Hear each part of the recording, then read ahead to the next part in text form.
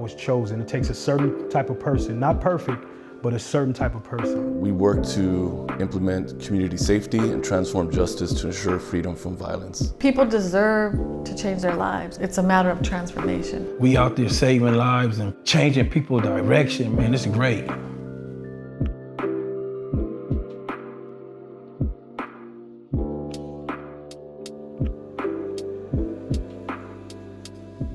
Being a peacemaker to me means saving lives. It means being a part of the solution as opposed to being a part of the problem. And it means helping to rebuild the same communities that I was once a part of tearing down. My name is Petra Funtila. I'm the compliance director for Second Call. I also facilitate anger management and domestic violence classes. I write support letters for individuals that are going to board and trying to get a release date to show that there is a community-based organization willing to provide support and assist with the transition back into society. Hello, my name is Claudia Bracho. I am a community violence intervention specialist at Urban Peace Institute. I facilitate and manage the Los Angeles Violence Intervention Training Academy, where we take outreach workers through professional and personal development.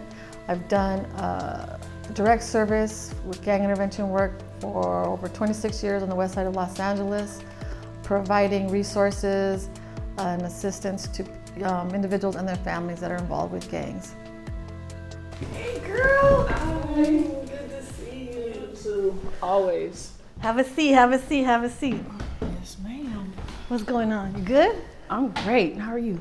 I'm so happy you got to come out the other day for the Women in Intervention panel. That class they were so interested. They were asking so many questions, but just to see from the beginning to where they are at that class, it's a transformation in them, because a lot of them in there, they've done a lot of time. Most of them in there have done a lot of time to really see, because they're really good at intervention right in the streets, but it's that professional development. And that day when you guys came in and just spoke about the women doing the work, because you see there's only 4 women in the class, right? So they weren't all about like understanding how pivotal and how critical women are to the work, right? But having you guys there and then your story, it really did. You could see their own transformation from where we started in the beginning to that point.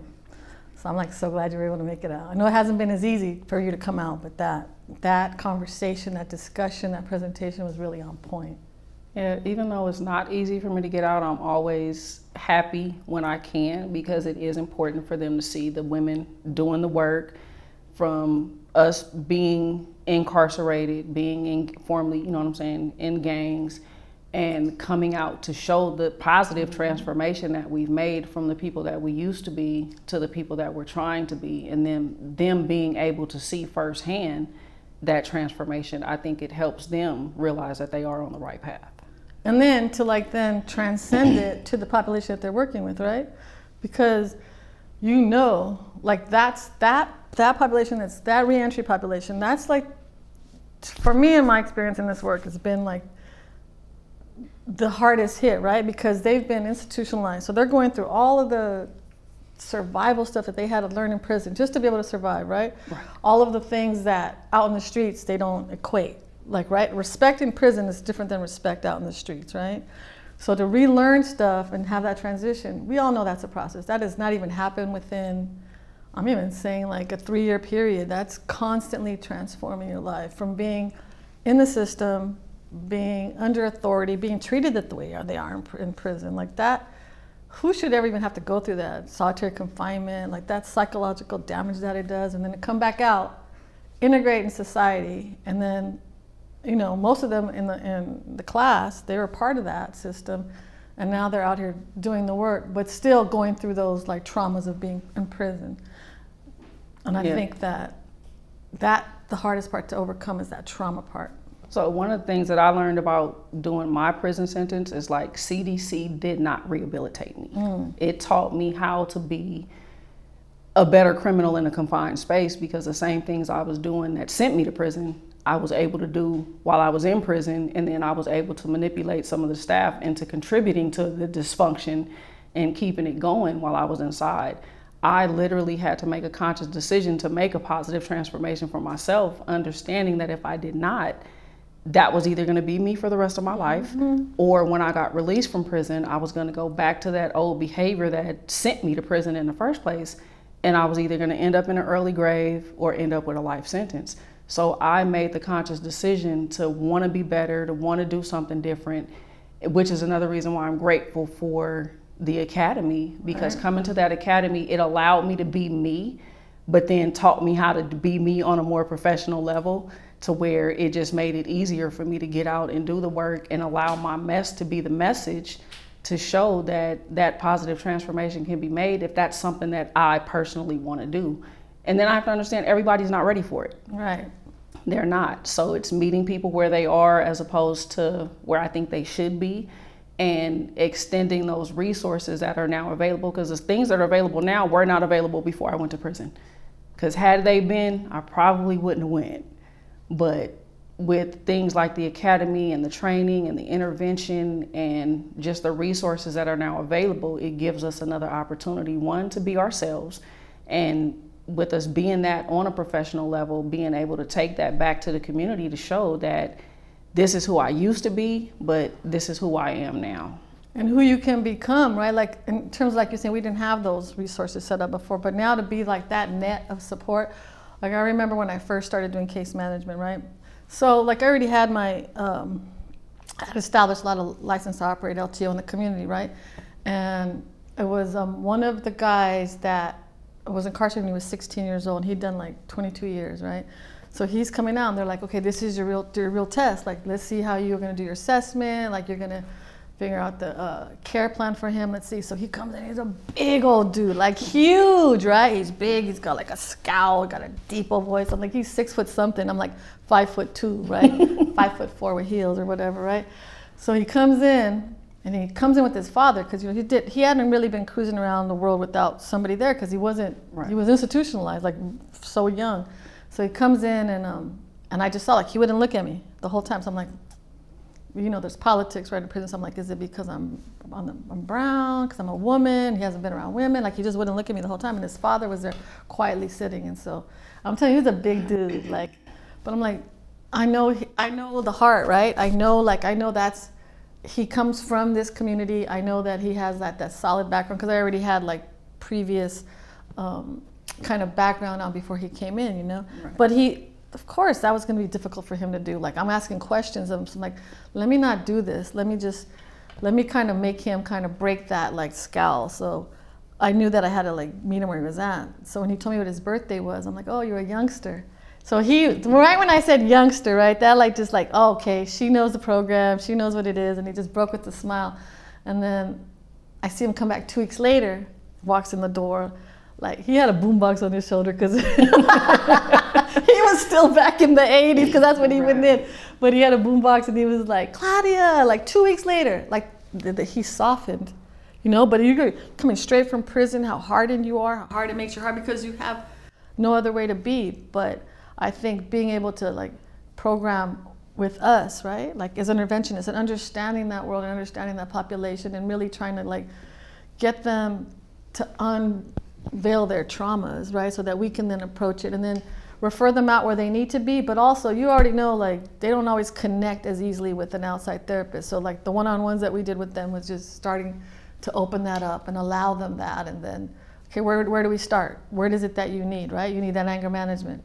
Let's go there first, because you already know, and I know you know. Tell me about that. Like, about that component. We have to build that relationship with individuals in order to make them feel comfortable that I understand where you've been, I understand where you are, and I'm in a position to help you get to where it is that you want to be. And I feel that who's better to, deliver that message than people that have been through the system. I used to think that, if you've never walked a mile in my shoes, you pretty much can't tell me anything on how to live my life, what I should do to survive or take care of my family, or what I need to do to change. But I've learned that everyone that I come in contact with has a message for me, whether it's something that I could be doing, something that I shouldn't do, something that I could do better. And when they know that we understand and we can actually relate to the things that they've been through, then they have a tendency to open up a little bit more and soften up. Because when I would come in the beginning, I was kind of quiet, kind of standoffish. But once I learned that everyone in this room has my best interest at heart, then it made me feel a lot more comfortable with opening up. And then I also learned that I'm only going to get out of it what I put into it. So the more standoffish I am, the more closed off I am, then I'm not going to get the full message. So I had to let my guard down. I had to be willing to participate. I had to be willing to learn something new, because I'm so used to the dysfunction and the toxic relationships and the toxic behavior. Anything that wasn't toxic was like foreign to me. So being able to, the beauty about learned behavior is that we can unlearn that behavior and then learn healthier habits in order for us to be better people, and then for us to transcend that into the people in the communities that we want to uplift. Right. I think one time I went to a graduation at Wayside, right? It was for the Merit Camp program, and I went, and before, I wasn't expecting to speak. I obviously didn't want to go up there, but they called me up there to speak, and all I could think about looking at this, sea of faces at people that were confined, and I was like, I could not imagine myself being in your shoes, and it takes a level of resilience and courage, and to me, how do you manage every day to survive it? And you have to, right? Right. And then so there's a level of your emotional development can't happen there because it's not healthy. It's not set up for that, right? But there's others, like you said, you learned not to rehabilitate, but you learned other skills in there, right? But if you can transcend all those things and be able to use those out here to improve and transform, but you have to know that that's what it was. You have to know, the food that they come up with, the making the coffee, all that. I'm amazed. You made a cake out of what? Yeah, we learn to improvise. Yeah, right, because you have to. So then you learn these things to survive, that if you take all of that and bring it out here and just, the thing is, the bottom line is resilience, right? But there's no way to do it without having that support, because look what our prisons are made up of, Black and brown men. Absolutely. Right? So you already, right, just by visually looking at it, you already know this system's not, it's just like the modern day plantation, that's what it's set up for, right? You are not set up to succeed. And then you come out, you're on probation. You don't have any skills to really deal with all this stress, to setting up appointments, maintaining all that. Go to your probation officer. It's so easy to get caught up again. It's so easy, if you have nothing to fall back on. And I just think for us in this work, to be able to be that obstacle to that pipeline to prison. That's what I've always felt, right? You're going to court with somebody, just being there. We're not lawyers, but we show up, we provide a letter, right? And the judge sees that, changes the whole thing. And being able to advocate for them and let the public defender know, you're going to fight for my participate. That's what you're here. That's what you're paid to do by the state. Are you going to fight for him or her? Let's make it happen, because the things that the violations that they go back for is ridiculous, right? It is, but it's when I don't know the system and I don't know what they can and can't do to me, then they're gonna do what they wanna do. So when it shows that we have that type of support behind us, it makes a difference in how a lot of those situations play out. Because like you said, the support letters, I write support letters every day. I'll do 10 letters a day for people that are going to board. And it shows that there's a community-based organization willing to support with that transition back into society once they're released from incarceration. Because if they don't have a plan, they're destined to fail. So showing that there are organizations out here willing to provide that support and help with that transition helps with a lot of people getting released, because they definitely have something to look forward to when they come home, as opposed to what am I going to do next? And I had the mindset when I was released after doing 12 years, I'm a felon, I'm not going to be able to get a job, opportunities aren't going to be available the way they were before I went to prison. And I was wrong, because, one company might have told me no, but then places like UPI and the gang intervention training, it opened up doors and it allowed platforms for my voice to be heard. And I can't stress how I love being able to be me Yeah, exactly. and do the work that I do without having to change too much of anything. It's just adding that professionalism to who I am, where I'm from, what I'm doing, and giving me the opportunity to be able to do more. Obviously, I work with people behind the wall still, trying to, because I think that we need to tap in there before they come out to have that transition. They just jump out we're missing a step, right? We got to like start talking slowly what you got set up, where you're going to go. But just to think about, like, I'm always amazed, like, because, you know, they got to actually get self-taught, right? Because they probably got there, you know, started going in and out of the system when they were like 15 years old. So school was not even on the list, right? Not even the priority. So then I'm finding out they're reading this book and that book and like the classics, but just so, and the writing skills, you know, when they write letters, just the ability to write because they've had to fill up their time, you know? And then the programs have been cut from prison now, so they're only reading on their own. And just I've met some super intelligent like individuals because they have to put all of it together, right? The street smarts, the book smarts, because they pick the books that they want to read, right? And just to be able to, I really do get like impressed on what books they choose to read, but like history and even like classic literature and things like that. And I don't think that people really recognize, like, you know, there's always this like, obviously like a negative connotation and stereotype to people that have been in prison, but like, look at you, beautiful Petra, the biggest heart in the world. Like that's not what it is. It's humans that have been like in communities that were deprived of resources, poverty and violence, and so easily to get caught up. Like I remember when I was in high school, you got in a fight, your parents got called in, got suspended. Now then it started to be like, you're gonna fight, you get a ticket, then you gotta go to court, and then you don't go to school, then you miss days, then you go to camp. So there goes that whole system in place to really get you into that, to start making some money off these, you know, private investments that prisons have, right? And I've seen that and watched that and just what it does to a young person. It's just when you're young and you go to like juvenile courts, like kids have no rights, right? They're up there and the judge is just deciding for them. Like, you're a kid, what you do in your actions shouldn't determine what your future is and what you can become in your potential. I can say without a shadow of doubt, all of the young people, when they were young, even the adults that I've worked with, all have that and carry that, right? They all love their community. They all want better for their children. They all want better for their families. It's sometimes circumstances, you know, and as you can tell, based on the color of your skin, have a lot to do with it. Oh, absolutely. Well, people look at it like people that go to prison like you're just stupid, you're dumb. You would be amazed at how much talent and skill is behind those walls. And if they would have taken that same energy into doing something positive based on the resources that they may have or may not have had available, could have made a difference. From the artists, the writers. I mean, we got jailhouse lawyers that probably know law better than people that are certified to practice law, that can get some people in and out as an inmate themselves.